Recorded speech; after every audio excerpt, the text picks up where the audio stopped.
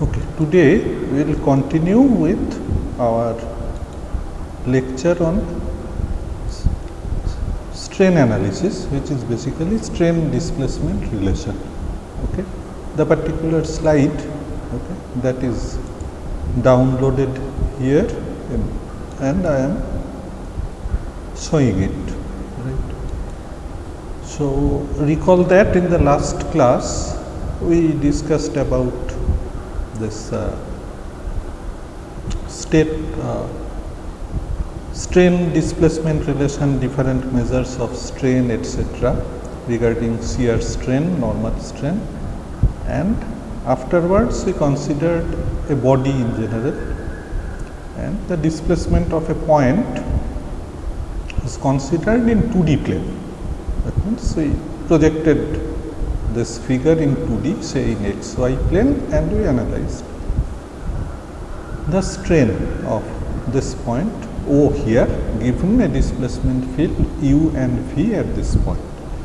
So today what we will do, we will make a 3D analysis of this. The change in length, how strain is measured, those part we discussed. This is part of the previous lecture. Okay. So you know that we translated back the displaced position to the common point or to this original point P. So here this point P is P and P prime as well, and finally we obtained this expression of epsilon and the epsilon of and the expression of this gamma, normal stress and normal strain. Also we calculated the principal directions. Okay. So today we will be carrying out the same analysis, but here say for a particular point we are considering a 3-dimensional state of strain. So in general displacement field is 3-dimensional. So if this point here it moves to the next point, n moves to n prime, say, so it will move along x, then it will move along y, it will move along z. Okay, the components are say u, v and w. So those components sometimes we refer them as u, v and w, and here it is, there is another notation where they are the x, y and z component of the displacement vector u. And this you know, as well as we know that these individual components ux, uy, uz, that means u, v, w, they are also a field in general. So at different point of this body, for this body, for each and every point we have a different value of u. This is displacement field. Yes. Corresponding to those points, these values of u, v, w, they are also changing. So that way u, v and w, they are also becoming a field. So the point is that this u will produce partial derivative of this ux, uy and uz of these components along x, y and z. This is clear? Thus the variation of u, okay, it will occur due to change in x coordinate, due to change in y coordinate, as well as due to change in z coordinate. That is the point. Okay. Now what we will do? The logic is same. We have a line PQ, we will trace that line. What is the displacement of this line? Say this displacement will track now in 3D, previously we did it in 2D. Okay, that is fine. And then now we are not going to translate this point back at P. You see, another method is, if we can find out what is the length of PQ. This is quite clear. Here this is root over of dx square plus dy square. For a 3D line it is root over of dx square plus dy square plus dz square. Okay.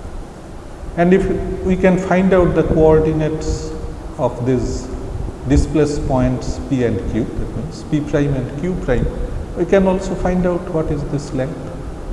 So we can determine change in length divided by original length is definite by definition this is normal strain. And what next? To determine the angle, change in angle of this line PQ. Right? This particular in 3D, this theta is now not a single angle, rather there are three angles involved. Okay? Those are given by the direction cosines alpha, beta and gamma, or angles are alpha, beta and gamma. We say cos alpha, cos beta, cos gamma as L, M and N, direction cosines of line PQ. So that way it is also possible to find out the direction cosines of this displaced line and the angle, change in angle that we can measure from the direction cosines. Recall we discussed about this thing previously in our stress analysis lecture also. Okay. So that is what we will be using to determine our shear stresses. The technique is somewhat same, right? We will consider two lines which are perpendicular initially, and that in 3D analysis we will take those lines, two lines, first pair along x and y, second pair along y and z, and third pair along x and z, and we will determine the change in angle between those lines. We will get gamma xy, gamma yz, and gamma zx. This is how we will measure the shear strain. Okay, let us first focus on their individual length, from where we will determine the strain generally. Clear? So now you observe here a particular point P is displaced from x, y, z to another position, say P prime, its coordinate is x prime, y prime, z prime. Clear? The displacement here is this particular one, and we have seen earlier that its gradient, the gradient vector of u, this will give the strain. Here it will give a strain matrix because the whole thing is in 3D. So this is the idea, and neighboring to this point P, we have another point which is Q. Okay, so this PQ, as if these two are the points P and Q. Q is a neighboring point, and we can think of a rectangular parallelepiped whose opposite diagonal points are P and Q. So this would be obvious from the coordinates of P and Q. The difference in their x coordinate is the dx part, difference in y coordinate is the dy part, difference in their z coordinate is dz part. Similarly, this point P has gone to P prime, this point Q has gone to Q prime. Okay. So this refers to the deformed configuration. P prime and Q prime, they are in the deformed configuration. Point P and Q, they were in the original configuration. So this much you understand. So here also we can find out the coordinates. Okay, with reference to this, say this is the global coordinate frame. Okay. So this is not important. What is the exact change in volume of this rectangular parallelepiped? We are not focusing on that right now. We are only focusing on this line PQ. And here again, for this deformed position P prime Q prime will again form another rectangular parallelepiped. That is clear. Okay, then we will carry out the analysis. Let us go to the next slide. We will see what are the coordinates of these points. Now, what happens to this point P? At point P, our displacement field is, say, ux, uy and uz. So this is point P. For point P prime, this is the coordinate x plus ux, y plus uy, z plus uz. This is clear. What is coordinate of point Q? This point Q is whatever is the x coordinate of point P plus delta x. Similarly, y coordinate plus delta y, and then along this z coordinate plus delta z. So this is the coordinate of point Q. Then what is coordinate of this point Q prime? This Q prime. So this Q prime is coordinate of point Q plus displacement of this point Q. Now displacement of point P is this ux, uy, uz. For point Q, this is not identical, there would be a variation. This variation is a variation of ux, uy and uz along x, y and z direction. Okay, that part is clear. For now, we are representing that displacement by this delta ux, delta uy and delta uz. But recall that this delta ux will occur due to change in coordinate along x, y and z direction. This is clear? Because u is a field variable.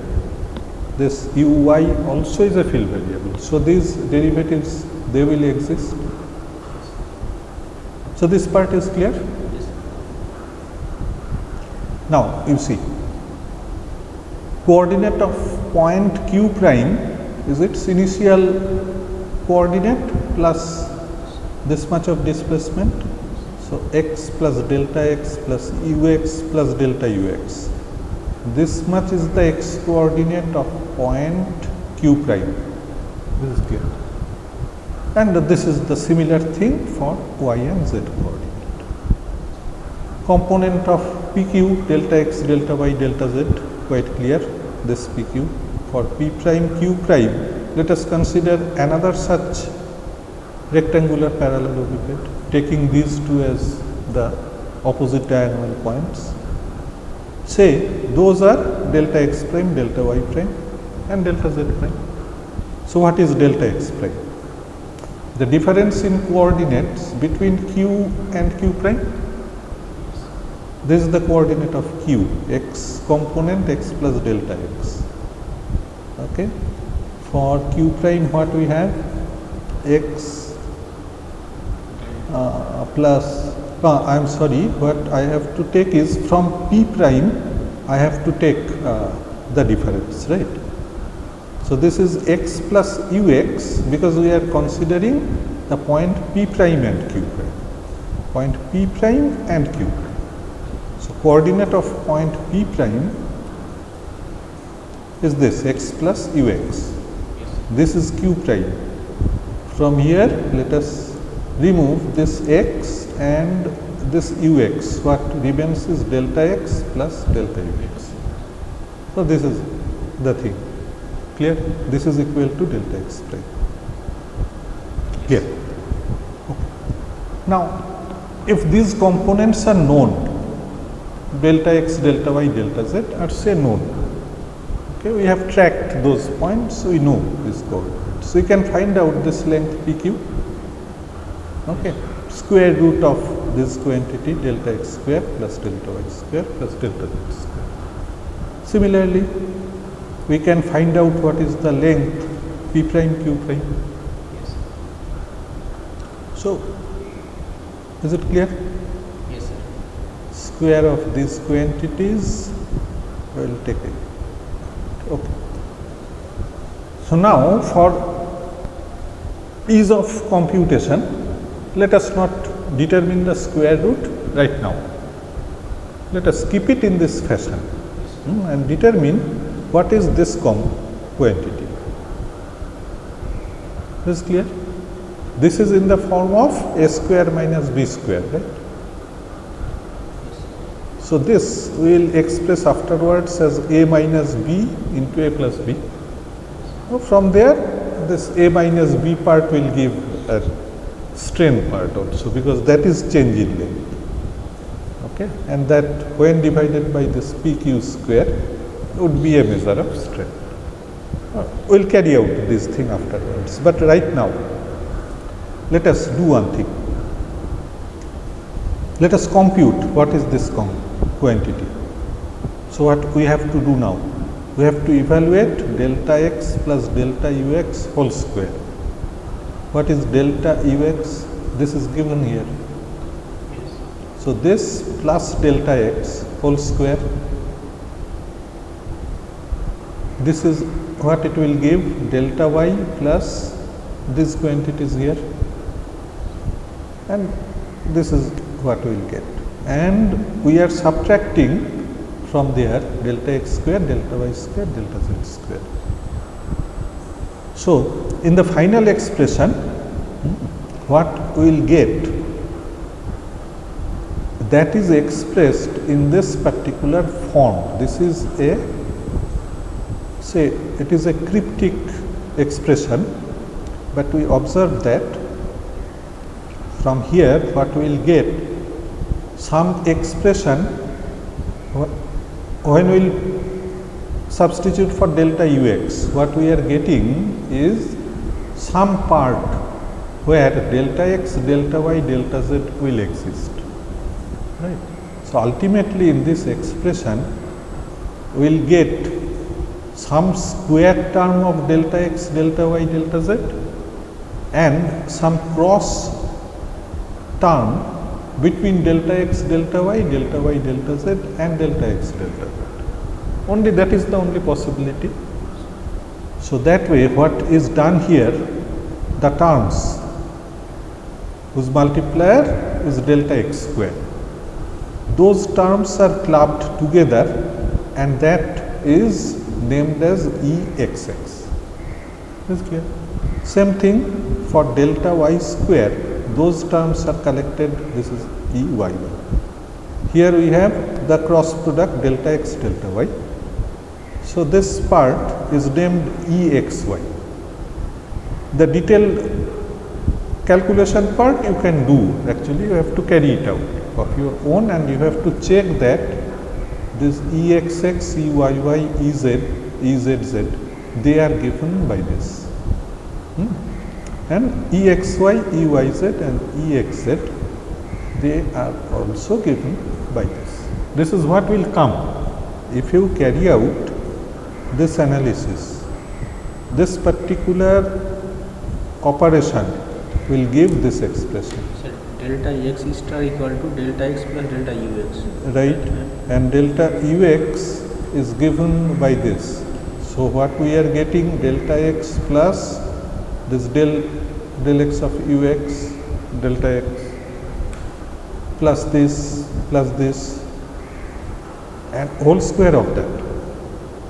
Understand that? Okay. Okay, just a minute.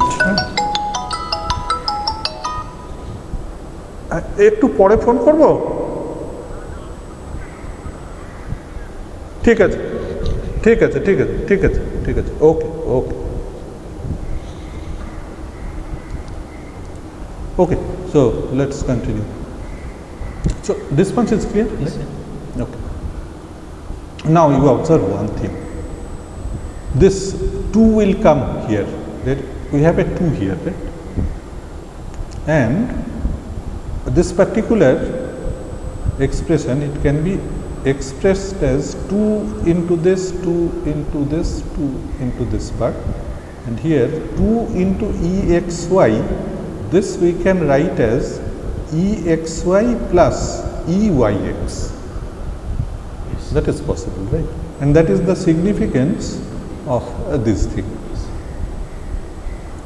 So that is what we will do, this sort of thing we will do afterwards. And I was talking about some manipulation afterwards, because we have calculated the square term, right? And you observe that from this equation, this 2 we can take it in the left hand side, right? And here this original length PQ, this is an elemental length, we represent it by ds, whose component is this delta x, delta y, delta z. Okay. So the actual length of this line PQ is say ds, which has component delta x, delta y, delta z. So here it would be ds prime.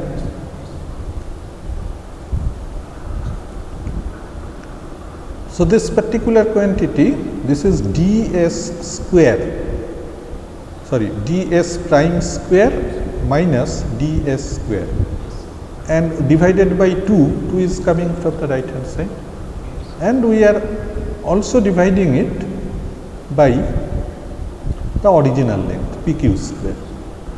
So this is again a ds square is coming. So this thing will now we will do some manipulation on this. The right hand side will come like this, we will see to it. But this is the manipulation we will carry out first. Let us only take this ds square minus ds prime square minus ds square by 2 and see what happens. This is the thing, delta s prime square minus delta s square by 2. Okay. So there is a mathematical manipulation. If you analyze this right hand side, what will happen? The denominator, multiply them, multiplier is 2 delta s square, and here you have to multiply the numerator by twice into delta s, something will come here, what we will have a square term. So delta s prime square plus delta s square minus twice of delta s prime, something will come, and you will see, you will get back this quantity. I will check it out, it's fine. Also note that this particular quantity, this is epsilon or EPQ, say. This is how we define the strain, normal strain, change in length by original. So with this notation, what is this quantity? This is EPQ, okay, and here we have a half into, as is the square of this quantity, right? Square by delta square. So this is a half of EPQ square. We have a multiplier delta S square, and this is equal to, where from we are getting this right hand side, it is coming from here, this part only. This is delta S prime squared delta S square by 2 equal to this. So this is written here. This. Also observe, if we divide this right hand side by this delta S square, what we are getting? This delta x by delta S whole square. That is the direction cosine of line PQ, okay, or this is our nx along with x axis, right? This is nx, this will give ny, this will give nz, and here this is delta x by delta S into delta y by delta S. So nx into ny, nz and nx nz. This is clear, right? This is what we are getting. So this is what is mentioned here. This is what we are getting. Okay. Okay. Now, from this particular expression, this is what we are getting, right? And let us say this is equivalent to this expression, epsilon PQ is epsilon xx nx square. This is the thing we have written. Nx, ny, nz direction cosine of PQ, this is clear. But there is a question, what we calculated is this quantity. Is it becoming this epsilon PQ? How it is becoming epsilon PQ?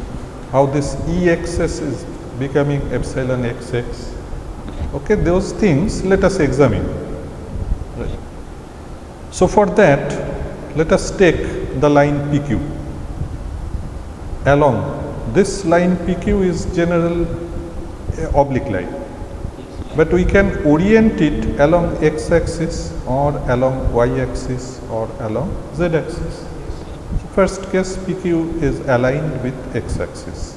So what happens to the direction cosines? Nx is 1, ny and z is 0.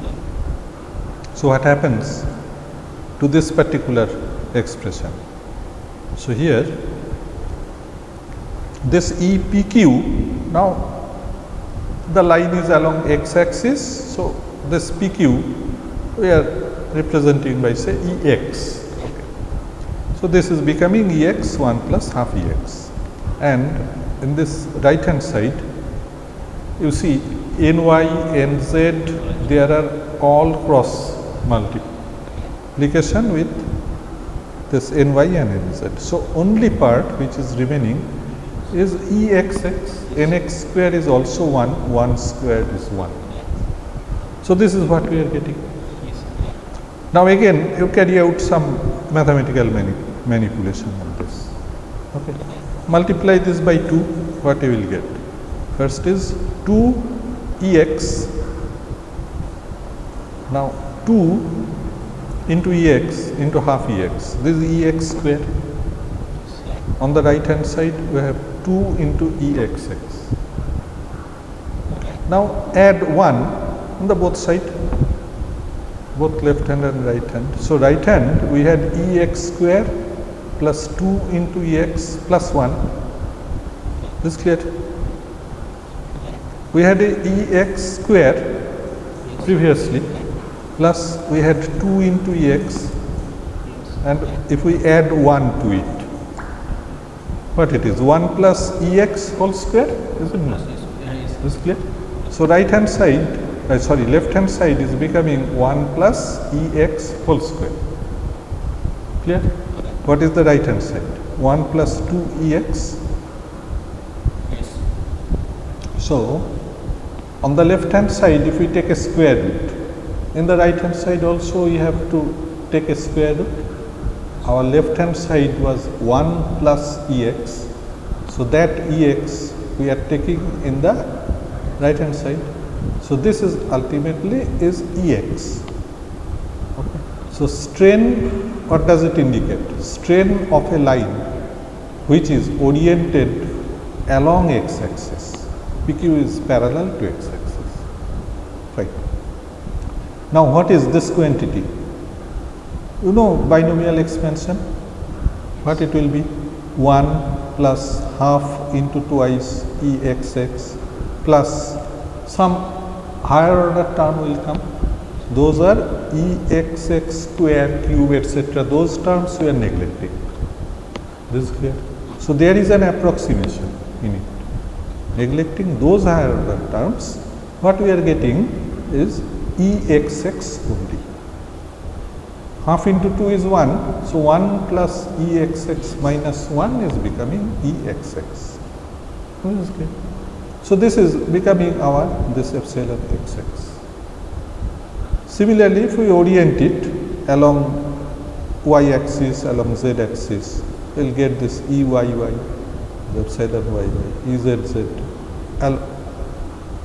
This is equal to epsilon ZZ. And then again we have to take two lines along x and along y. We have to find out what is our gamma. Okay, that part of analysis is not shown here, but you would be able to carry out that. This part is clear. So what we are getting from here is epsilon PQ is given by these expressions, where this epsilon XX is this EXX. Yes. So what is this EXX? This is EXX. So this is what is our epsilon xx. Now Yes. you note, is it not following the green strain expression? This is not Yes. the ordinary expression of epsilon x that we do in a 2D analysis, right? Yes. So why it is coming like this? Because now we have measured the square root of those quantities and then we have analyzed. The analysis part is clear to you. So this is not identical with the analysis procedure we carried out here. And there also these quantities here, we called them epsilon x and epsilon y. Del u del x, we mentioned this is epsilon x, but right now we are getting, say if this is epsilon x, this is del u x del x plus some additional terms are coming. That is clear now. So this part is clear, and you see here, if we consider these are the expressions of epsilon x x y y epsilon z z and say gamma x y gamma y z gamma z x like that. Here if we neglect these square terms as well as this product terms, then the relationship, they would be identical with the relationship which we obtained previously. So these, neglecting this part, what we get is called as the linear relationship between strain and displacement. Okay? And this part of expressions, they are known as nonlinear relations between strain and displacement. Of course, you should keep in mind that this is a particular nonlinear relation, because here also we have neglected the higher order terms of Exx. Okay. So, to our first approximation, we can use these relations. And this part we have noted, it has another significance also. So this is gamma xy, and this gamma xy also we can express as half of this quantity plus half of this quantity, and half of this quantity will say this is half of gamma xy, and in the second part we will say this is half of gamma yx. These two are equal, taking this. So what will be the advantage of that? The advantage would be thing like this.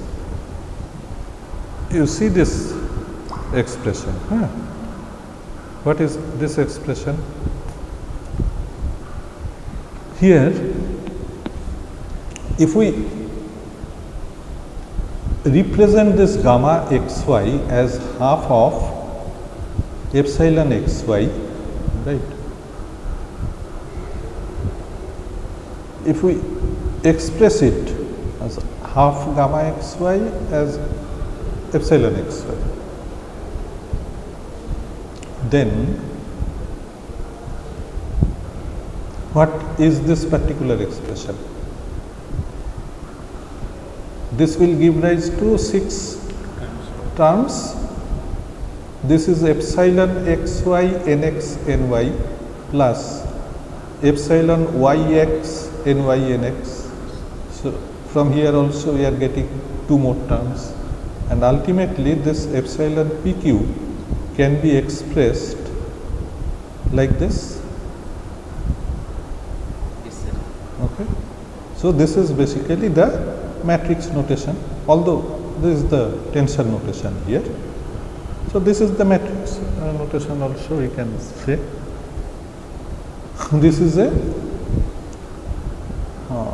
3 by 3 matrix. Components are epsilon xx, xy, yz, and This nx, ny, nz, they are a column vector there. So this is the thing. This ij, they varies, takes the value of x, y, z. 1, 2, 3 you can say. So this part is clear. Yes. Okay. So this is fine. The next part is how to find out the shear strain. For shear strain, this is what we are getting. That part is clear. So from these we can find out the change in length. Another question we had previously, what was the change in angle? So that means we need to find out nx prime, ny prime and nz prime. For this line p prime q prime, its direction cosine will change. Here we have direction cosine nx, ny, nz. So here those will be primed, and that is what let us find out.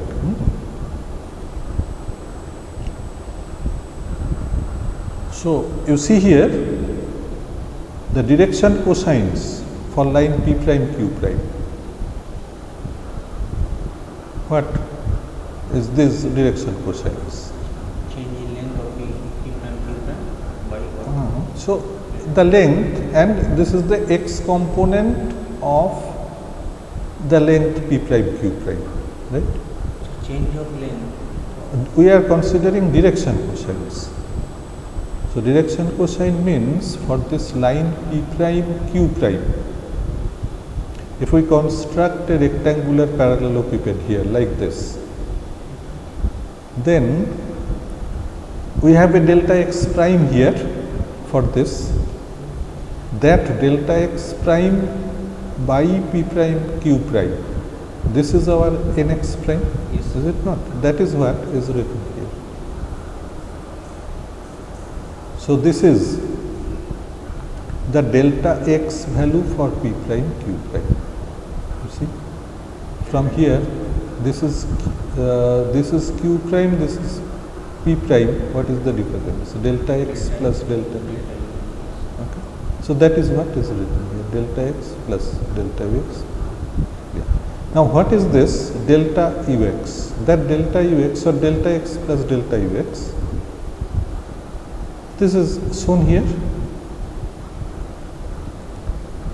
and these variations on ux, uy and uz we already seen. Right? These are the variations. Initially we have seen it. We are adding up delta x with it. So this is our delta x prime. Yes. So what will happen if we divide it by delta s prime? Delta s prime means what?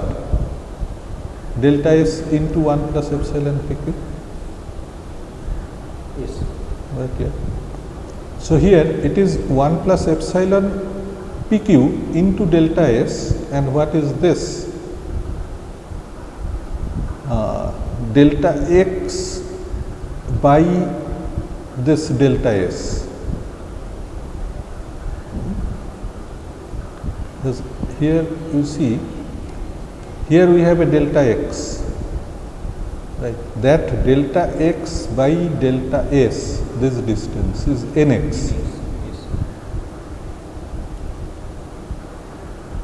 So that is what is happening, delta x plus delta ux. This is equal to this delta x, and here we have 1 plus del ux del x, right? So this delta x by ds, this is nx. Yes. So this is nx. Okay. This is clear? From the next part, here we had a delta y. That divided by this delta x, Yes. it is giving like this. So these are the direction cosines of line p prime q prime. Okay, that part is clear. So what we know, by this analysis? What was our original direction cosines of line PQ? And what is the direction cosine of the line in displaced position? So, if direction cosine of two lines are known, then we can find out what is the angle between those two lines. This is also we did earlier, right, from the direction cosines. So, this is the same thing we will do. Okay. So, that way we can find out what is the change in length, and this is what we have to do to calculate those gamma xy values. Because if originally these lines are at 90 degree, what we will get is a change on this 90 degree, original 90 degree. That will be a measure of that gamma xy. Okay. So, this is the general expression. Okay. And there also you note that in that expression, basically we neglect this epsilon PQ and epsilon PR, that part is there, to get the expression of gamma xy, or that EXY. Here we didn't focus on this EXY, EYZ and EXZ, simply they were made equal to this gamma xy, gamma yz and gamma zx. So, that part of analysis we need to do, change in length of the direction cosine of the line to analyze those gamma xy part, the expression. So, this is clear, change in length of line element. And now, what we see from here, that when we express our equation for the strain of line PQ by this, and we express gamma xy as epsilon xy plus epsilon yx, like that. Okay. If this is the thing, then we can express it like this, where this Eij is basically the strain matrix, or we say this is strain tensor. Is it not identical with our sigma matrix? But what is the necessity of using this half gamma xy? If we express, keep this as gamma xy, this we cannot write, is it not? Then it will not give rise to this particular equation. Then we will not get back this equation. You clear? So, this gamma xy is called engineering shear strain basically. Okay? And this Exy, this part Exy, Eyx, they are known as mathematicians, okay, mathematicians engineering strain. So, engineers representation and mathematicians representation are a bit different. This is clear. So, we have to use this expression for our epsilon matrix or the strain tensor. This is clear. The expressions for this epsilon x, x, y, or whatever it may be, these are known to us. We have seen it earlier. This part. So, up to this point, this is clear. And what we say, this particular matrix or the strain tensor, this represent the state of strain at a point. This point. Okay. So, now you see here the state of strain comes from displacement field, right. So, the initial field variable was displacement, which gave rise to the strain. Okay. But in case of stress analysis, stress was originated from some force, pressure, whatever. we assume there is a stress field. Yes. So that genesis of stress tensor, okay, that was self-sufficient. Okay, it didn't require any other quantity for its derivation. As if from the first principle we obtained that gamma or sigma matrix for the stress, sigma is a part. So that is where the concept of stress function comes. So similar to the displacement field, if we have something equivalent to displacement field in case of stress also, that is called stress function. So that is what we will be discussing later. The idea is clear. But the thing is, when we got the state of stress matrix, that gave us the principal stresses directly. Clear? But from this state of strain matrix, how can we get the principal strains? Clear? That means what? This particular state of strain is for a particular orientation of line PQ, for a particular orientation of this line PQ. If we rotate this line PQ, if we make it along x-axis, we will get epsilon xx. That part we understand. Yes. And this rotation is possible, and all possible directions we can rotate the direction of line PQ, out of which for some particular direction our epsilon PQ value will be maximum.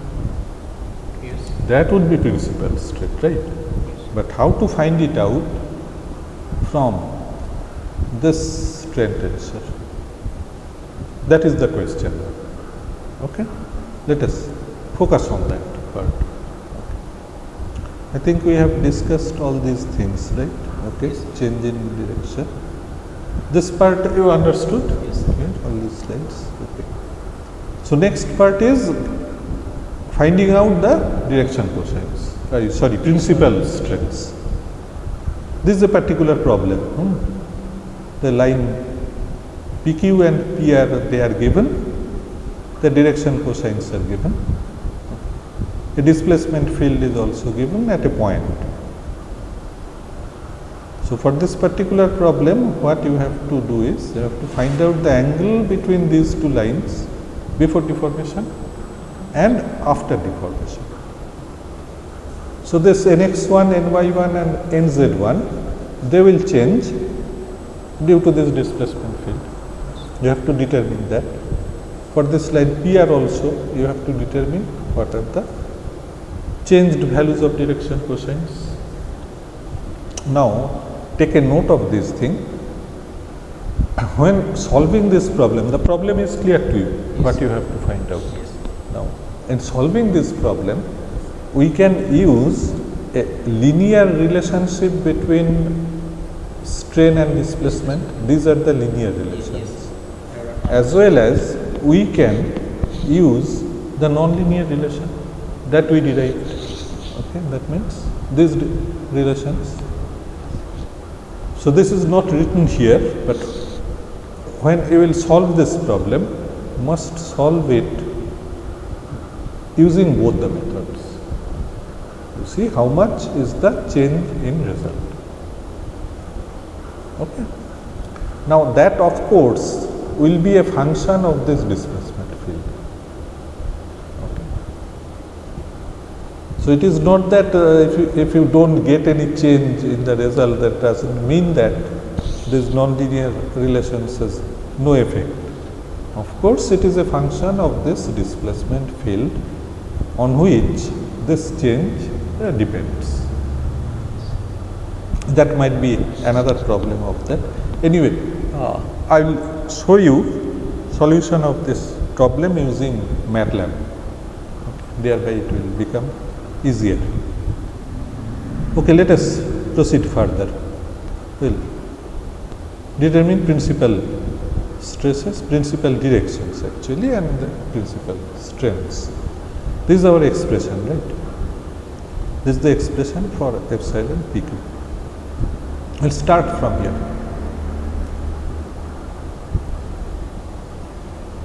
So now, what we have already stated, if we go on changing this direction PQ, then for a particular orientation we will get a maximum value of epsilon PQ, which is principal stress, and associated with principal strain. Associated with principal strain, we have a direction of the principal strain.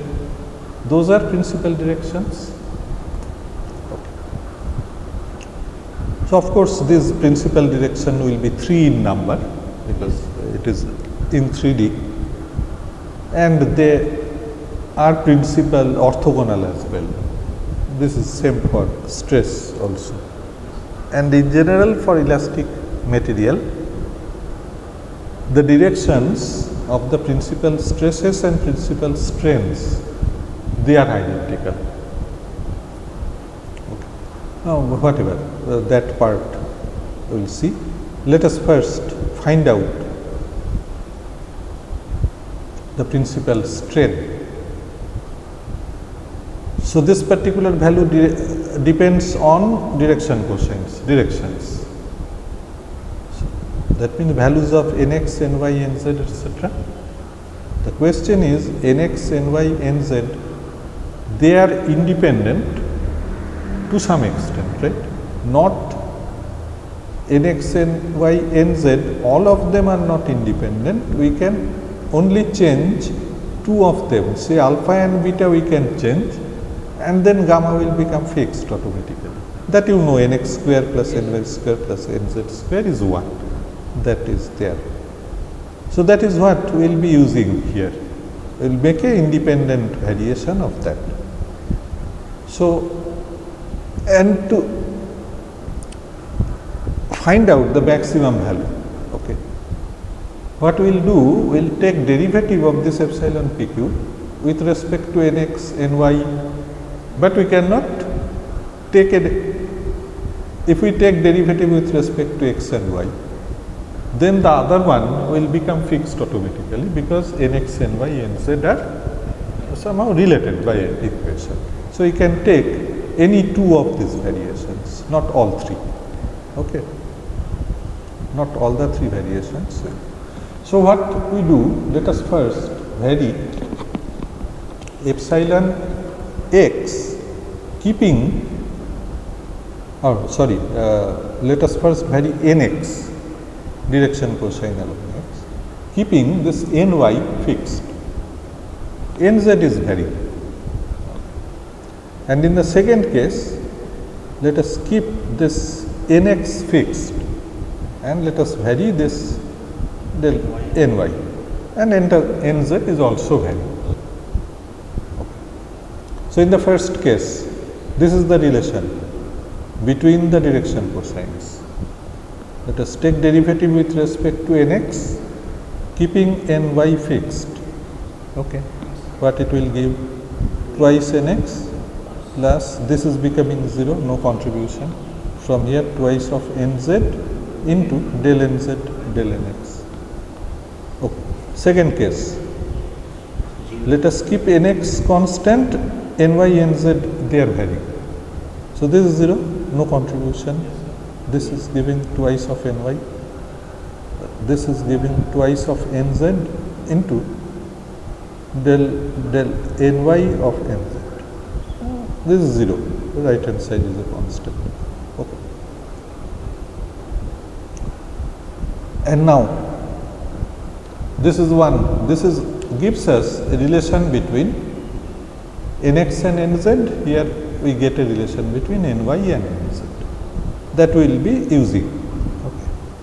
So, that means this is what we will use here.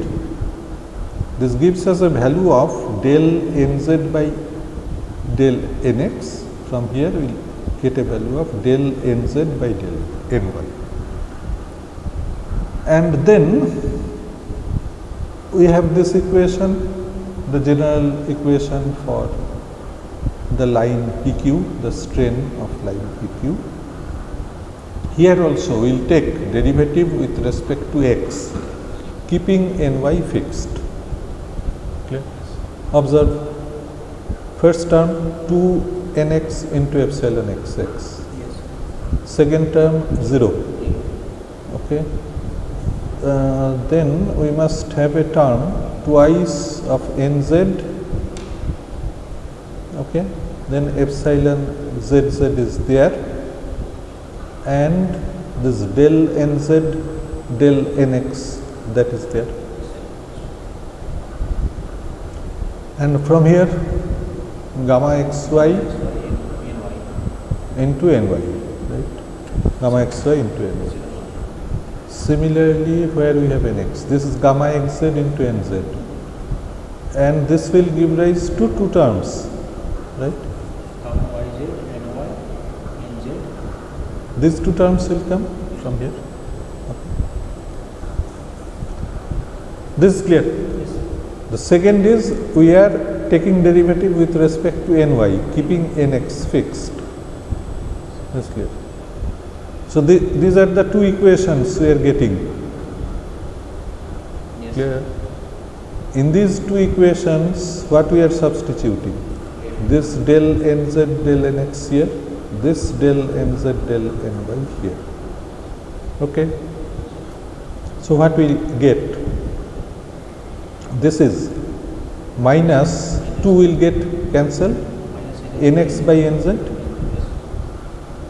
So this is now, as there is a minus, it is taken in the right hand side. Previously this was our rather left hand side was 0, so this is minus. We are taking a part in the left hand side, and you see that nx by nz, from there, that means this will give nx by nz. From there, that nz is multiplied in the other part in the left hand side. So this is one equation, this is the second equation, and from these two equations, let us observe that the right hand side in both these equations, they are equal. I think not the whole thing, whatever is there within this bar part, only this part, Yes, sir. Yes, sir. this one and this one, they are identical. And let us put this one as twice epsilon nz. Is it clear?